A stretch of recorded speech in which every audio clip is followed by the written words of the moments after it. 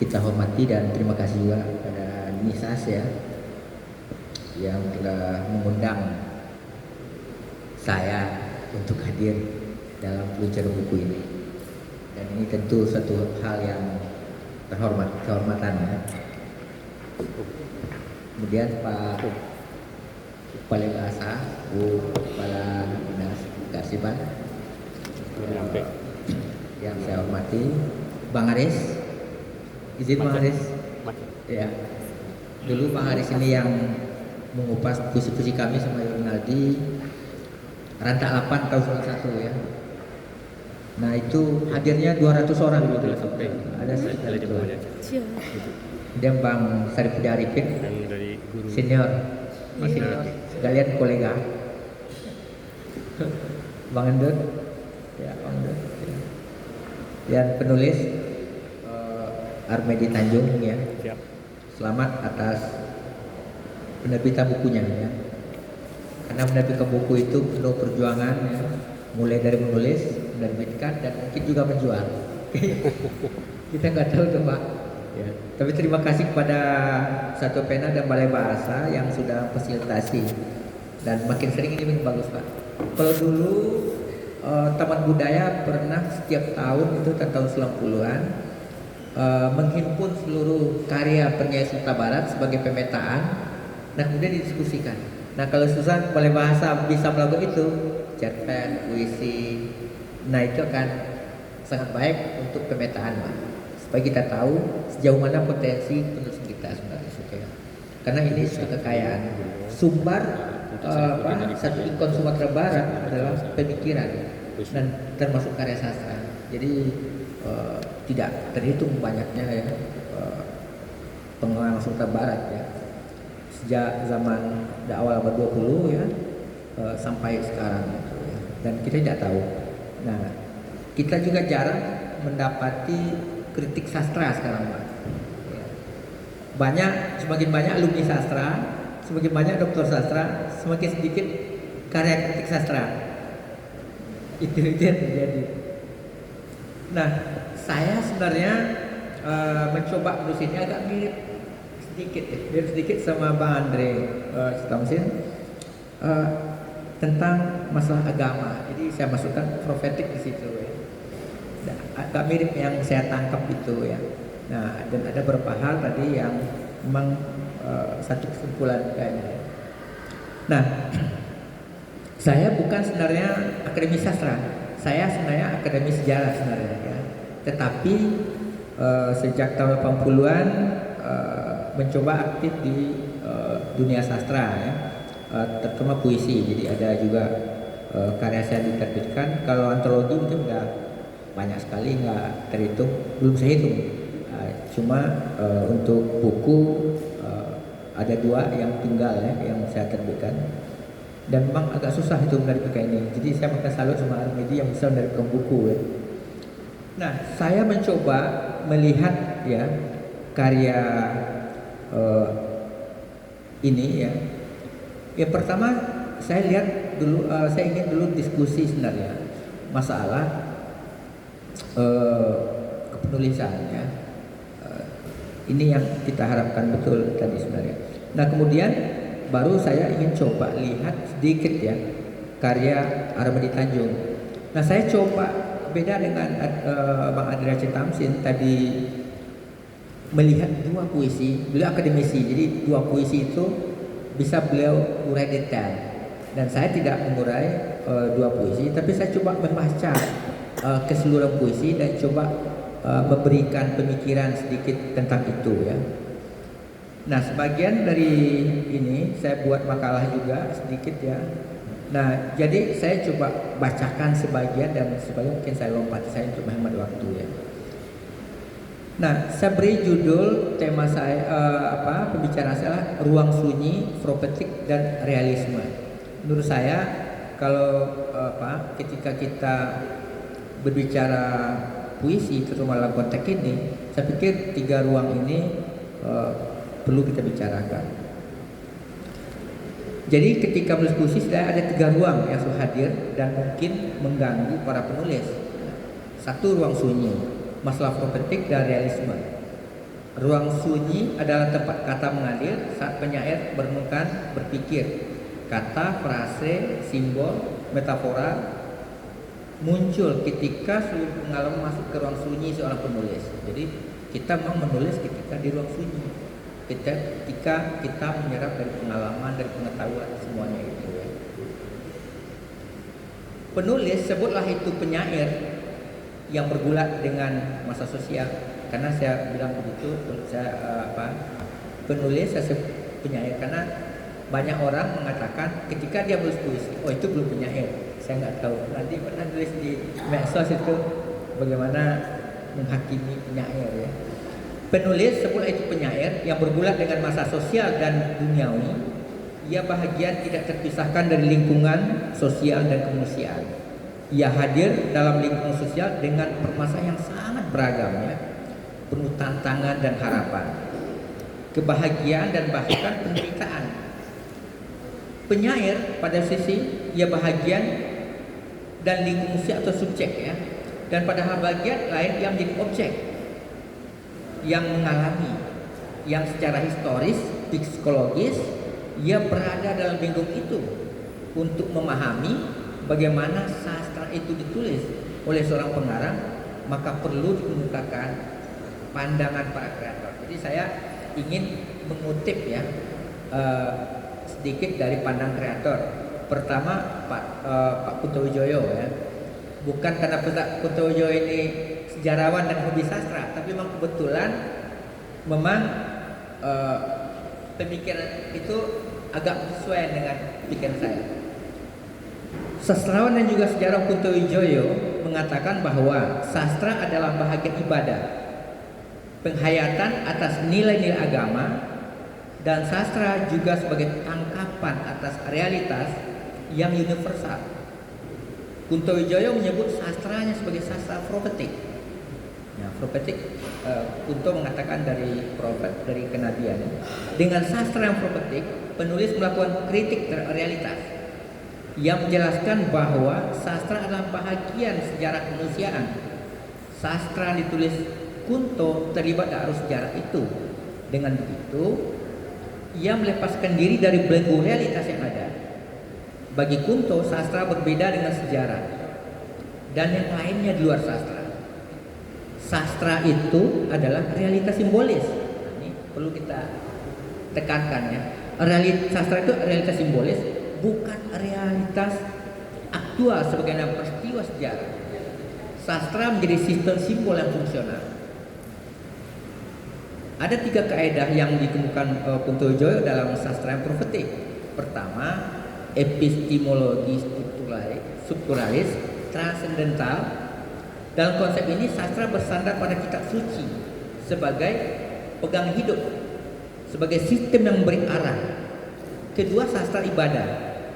Sastra bahagian dari pemahaman yang apa terhadap agama. Ketiga, keterkaitan antara kesadaran ketuhanan dan kemanusiaan. Jadi Kunto memang dia menulis bahwa sastra itu bahagian dari penghayatan keagamaan dia dan bahagian dari ibadah dia. Jadi visinya itu jelas, dan itu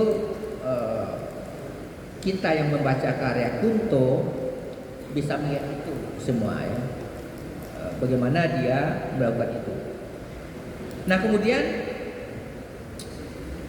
ada namanya René Carl Wilhelm Johann Joseph Maria Rilke atau Rilke ya, orang Australia yang hidup abad 19 sampai awal 20 ya. Penulisan yang perlu dikemukakan mengenai daya profetik.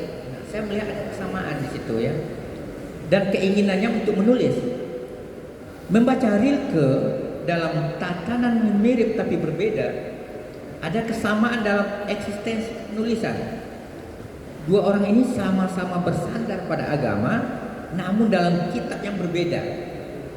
Namun kesamaannya adalah menulis dalam ruang sunyi, profetik dan realisme. Rilke penyair dengan sajak-sajak lirik. Rilke menulis surat-surat pada penyair muda seperti nasihat bagi para penulis. Ketika ada yang bertanya padanya, apakah sajak saya bagus atau jelek? Nah, Rilke menjawab, pergilah ke dalam dirimu, jangan tanya pada orang lain. Jadi ketika kita saja lihat, ya, jangan tanya orang lain, kita memahami itu. Nah, di Indonesia banyak orang tertarik menulis berkaitan agama, termasuk puisi. Sebulah Hamka, Taufik Ismail, Danarto, Kunto Joyo dan lainnya. Nah, satu pandangan terhadap penulis yang berkaitan atau berlanda agama ini pernah dilontarkan oleh Gunawan Muhammad pada akhir tahun 1960-an. Kata Gunawan, ada penulis yang menulis sebagai ortodoksi dan pengalaman pribadi, namun belum sampai kepada bagaimana bersentuhan dengan pemecahan masalah duniawi. Nah, namun mungkin tidak termasuk dalam karya-karya Kunto Joyo. Nah, saya pikir kritik Gunawan tidak masuk pada kritik terhadap Kunto, ya, yang selalu mengaitkan pandang-pandang religiusnya dengan kondisi sosial masyarakat yang ada. Jadi Kunto kehidupan sehari-harinya, karyanya seperti menyatu dan pandang hidupnya seperti menyatu. Nah, setelah membaca dan memahami puisi-puisi Armadi Tanjung, jadi saya masuk ke Armadi, ya. Maaf tidak menggunakan gelar karena ketika puisi ditulis dia lebih merdeka dari ikatan apapun. Nah, agar pembicaraan lebih merdeka dan diskusi bisa masuk ke ruang-ruang yang tanpa hambatan. Jadi saya tidak mencantumkan gelar untuk Armadi, ya, yang termasuk dalam tulis buku biasanya. Ya. Nah, yang berjudul Dinda Tahajudmu yang semua mungkin sudah membacanya, ya, yang saya pendek dengan DTM.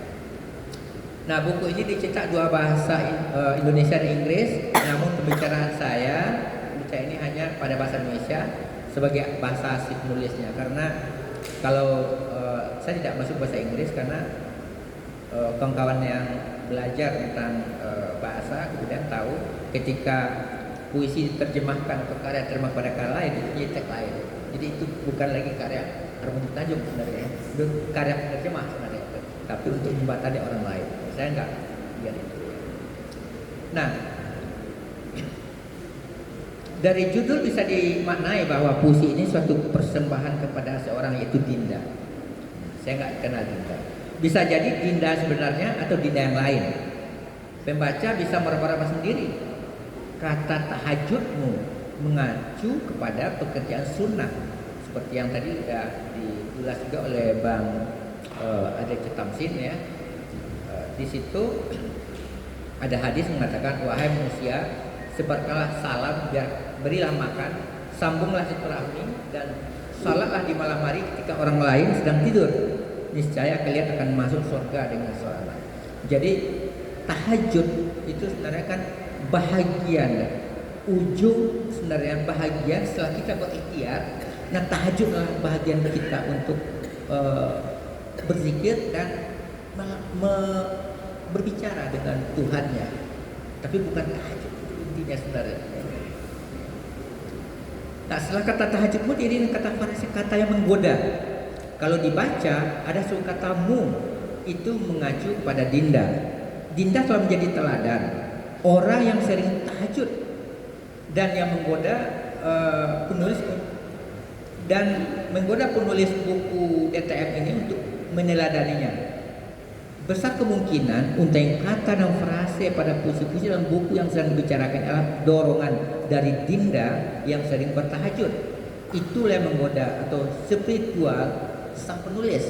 Nah, tadi diulas oleh Bang Adel Tamsin juga, ya. Nah, kalau dibaca lebih jauh, memang puisi ini dibuat dari ruang sunyi yang kadang terkesan profetik. Namun mesti dibedakan dari konsep profetik Kunto Joyo yang sudah dikemukakan di atas. Konsep profetik Kunto Joyo dan juga disinggung oleh Gunawan Muhammad dalam konteks sastra keagamaan itu berbeda. Kunto Joyo dan Gunawan Muhammad mendorong sastra kepada problematik sosial, yaitu agama tidak bisa dipisahkan dari problem kehidupan sehari-hari atau peradaban. Nah, Armadi Tanjung bukan tidak ada bicara masa sosial, namun ketika ia masuk ke masa sosial, terasa lentingan ketahajudannya belum terasa kuat. Nah, itu yang kesan saya, ya. Nah, secara keseluruhan puisi DTM ditulis dalam rentang waktu 2022-2025. Ada puisi yang bertiti mangsa 1944. Nah, kemudian ditulis dalam tahun 5 aja. Satu puisi tulis dalam tahun 4 tahun 25. Mungkin puisi ini diulang lagi untuk menulisnya.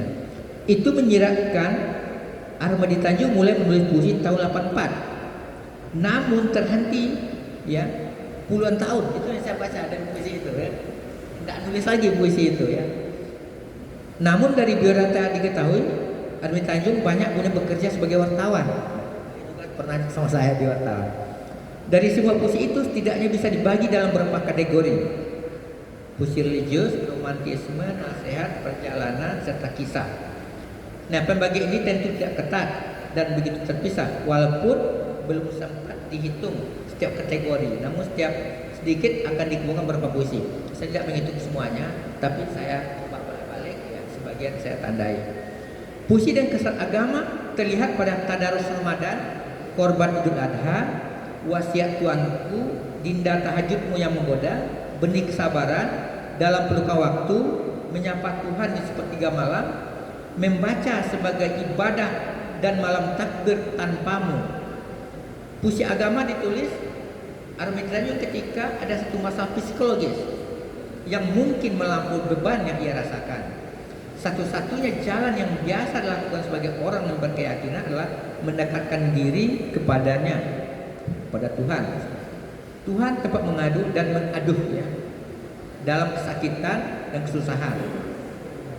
Nah, dalam puisi Dinda Tahajudmu tadi sudah dibacakan oleh Pak Andre Cetak. Nah, Pak Andre ini memang pembaca puisi terbaik ini ya. Beliau kalau baca puisi semua tengah-tengah gitu ya. Lawan beliau itu ada Gusti Sastra, ada Silvia Rosa. Saya tahu betul ya. Itu ya. Atau Gusti Sastra. Nah, tidak bisa menanding sampai sekarang siapa. Nah, jadi kalau kita lihat puisi yang tadi itu puisi DTM itu cukup bening dan terang. Jadi puisi Armadi itu bening dan terang dan tidak susah memahami. Dan di situ memang kita lihat ada satu agama. Karena beliau ini anak surau ya, anak surau. Ya. Nah, puisi yang lain adalah masalah romantisme, ya, masalah romantisme. Baik romantisme pada alam kampung halaman maupun pada masa lalu dan kekasih. Romantisme dalam puisi tentu halal. Namun romantisme bisa jadi membuat orang akan terlalu ingat, terbuai masa lalu sehingga tidak bergerak untuk ke depan. Sementara puisi diharapkan jadi roh yang bisa menjadi daya lenting yang kuat. Puisi romansa bisa ditemui pada puisi 30 tahun lalu, Tema Lama, Jejakmu Dinda, 43 tahun, Untukmu Dinda Guruku, Jejakmu Dinda Guruku,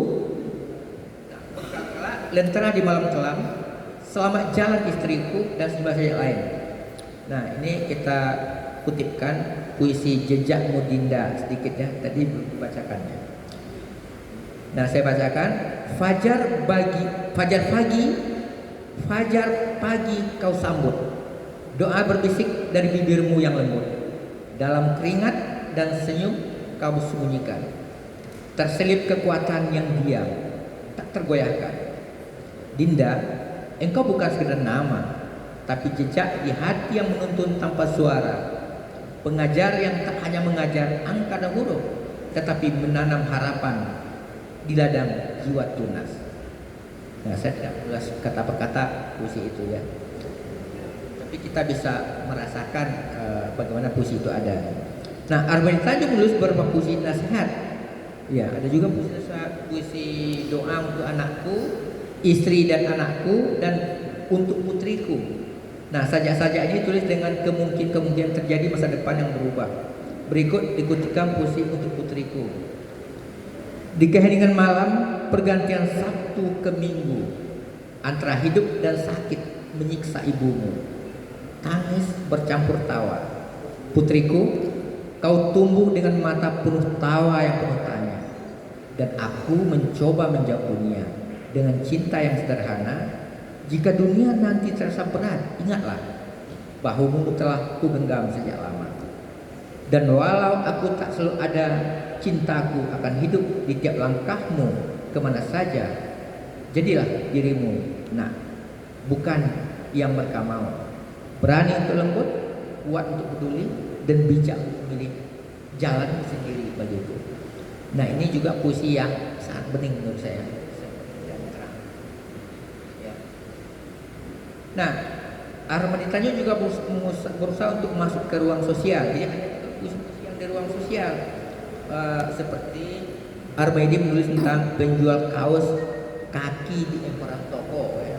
Jadi memang seorang penulis biasanya memang peka dan ya. Nah bunyi baitnya saya buka sedikit. Aku bukan penjual sekedar pelindung kaki, tapi menjahit hidup dari benang kesabaran, menyulam mimpi dari remah-remah rezeki, mengikat hari dengan simbol keyakinan. Nah puisi yang lain juga ada tentang perjalanan, ditulis di atas kereta api Solo ke Jogja. Ya, kulangkahkan kaki di stasiun Solo Balapan, hembus angin menyapa lewat celah peron yang sepi. Ransel di punggungku, tiket di genggaman, mencari sosok yang tak pernah bertemu. Kutatap alam yang indah di sepanjang deru kereta api, sawah ladang, pebukitan, sungai pak surga. Anganku melayang jauh berpuluh tahun silam. Tapi kita juga berhati-hati melihat situasi ya kalau menulis puisi. Ya, setahu saya puisi stasiun Balapan itu tidak sepi, ramai itu ya. Itu ada itu. Nah, puisi-puisi yang lain itu bicara tentang romantisme kampung ya, malaman ya, sebagai anak kampung ya bagaimanapun kita kalau pergi merantau kita rindu pada kampung halaman. Nah itu juga menggugah Armadi untuk kembali ingin pergi kampung, dan bahkan ada puisi yang berkaitan dengan hari ketika dia ingin dikuburkan di kampung. Itu yang saya baca ya. Nah apakah kampung akan menerima dia? Nah itu pertanyaan dia.